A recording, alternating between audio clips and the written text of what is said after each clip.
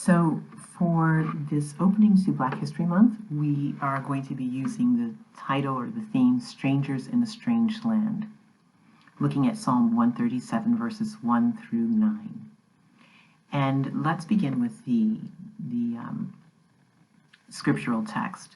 By the rivers of Babylon, we sat down and wept when we remembered Zion. There in the poplar trees we hung our harps, for there our captors asked us for songs. Our tormentors demanded songs of joy.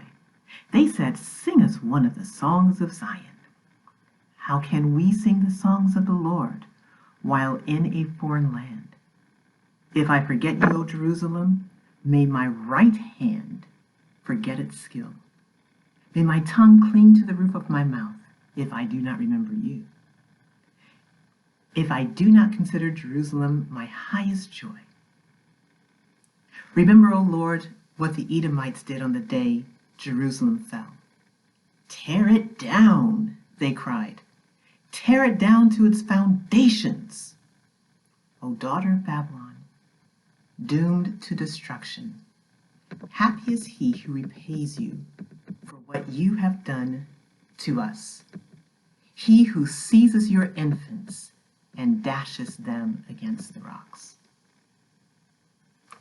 Now we're using this term for Black History Month, and for the first Sunday, we're going to be looking at the topic Strangers in a Strange Land, the power of lament.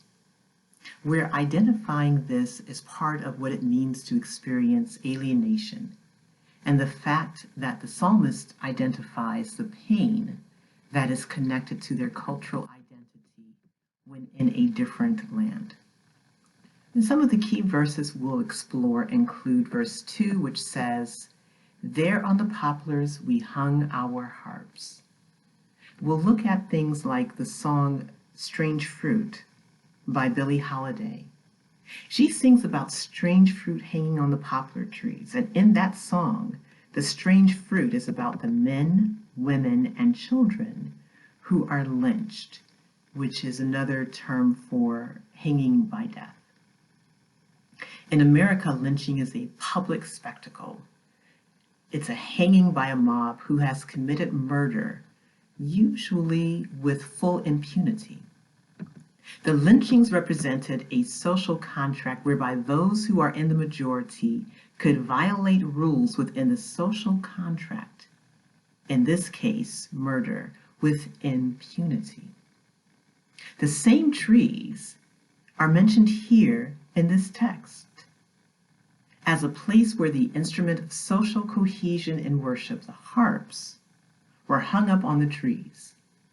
The harps were placed in the trees in protest against the mistreatment of those held in captivity. Another verse we look at will be verse 3, which states that their tormentors asked them for songs of joy. Why is it that those who are most vulnerable are often called upon to appease their tormentors? When someone is suffering, why are there people who are fascinated by that suffering? And in the context of Black suffering, well, why is that so fascinating? We then will look at some of the ways that lament is expressed in this passage.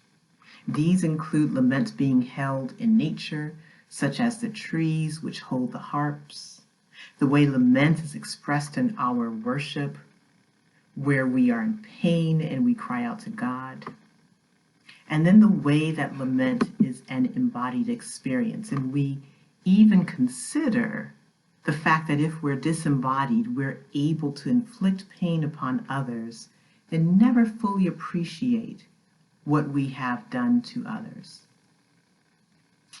Part of this worship service will be marked by the songs that we will sing. So we have songs such as Lift Every Voice and Sing, which is called by many the Black national anthem in the U.S. And so we'll talk a bit about the history of that, how that song came into being.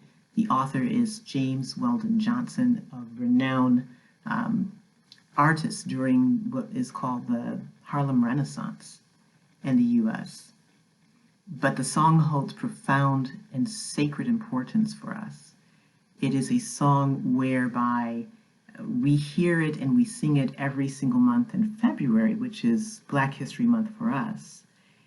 And generally, almost every African American church in the U.S., for every Sunday in February, will stand to their feet and we will sing every verse of that song. So hopefully you'll appreciate the song and it will be something that you really enjoy, that means something to you as well. We have the song Pass Me Not, O Gentle Savior, as one of the songs that we're singing. Some will not know it and may just listen to it. The song is again one that talks about the fear of being left behind. There's a phrase in the song, while on others thou art calling, do not pass me by. And it's this notion of believing that there can be a sense of being forgotten by God. But the song sort of insists, well, I just don't want to believe God would leave me behind. It connects a bit to our notion of alienation in this context. We're listening to a very upbeat version of the song, and hopefully that will be enjoyable. We also have a song, Wade in the Water. It's one of the spirituals in the African American experience. And we'll talk about the fact that these types of songs are codes. So, for example, the trek from the southern plantations into the north were always marked in part by crossing rivers. And so crossing the river became very much a symbol of crossing into freedom, crossing into heaven, if you will, almost what theologians would call eschatological, or dealing with the notion of end times. Heaven is part of that part of what we look at as theologians. And but it was a very much real world sense of passing through water physically. And Wade in the Water is something that would be sung as a call to those who seek to move toward freedom. And so the call would come out, for example, through, Harriet Tubman, and then people would respond with words to the song and slip away and then move and follow her into the free northern states. We also will sing Amazing Grace. Amazing Grace is one of the most famous hymns in the world. And what's interesting is the story of Amazing Grace told as a song that is written by a man who is a person who plays a role in the slave trade, but writes about a God who could even save him, even though he was in the midst of a very wretched and a very evil system. And the tune is reportedly one that he got from the belly of the slave ship, which would have come through not in a very bright, cheery way, but if you imagine human beings stacked together for several weeks of travel and even months over the ocean, people getting sick, etc., the tune would have been one that sounds very mournful, and it would have been hummed or sung in a very slow, almost melancholy way. So I've sent over some links for us to look at and hear the songs in various ways so that we can experience what it means to reflect upon this part of history, the transatlantic slave trade, in light of Black History Month, which stands in tension between knowledge of the pain of the past, the struggles of the present, and their belief in God for a better future for us all. And I hope it's a blessing for you. Thank you.